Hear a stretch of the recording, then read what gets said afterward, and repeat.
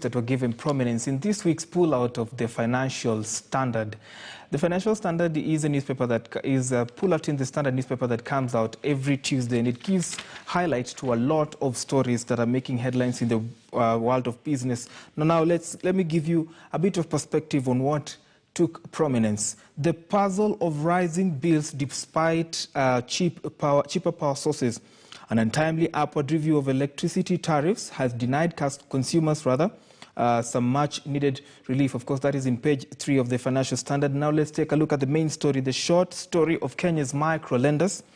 Their selling point was the eradication of poverty among slum and rural populations.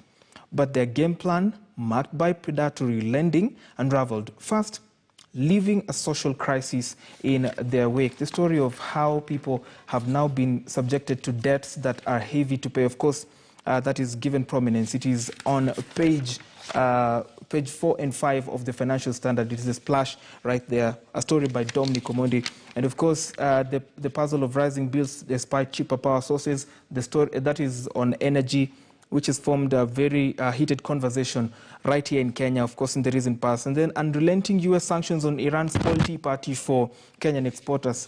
The tea issue still coming up due to diplomatic issues between U.S. and Iran.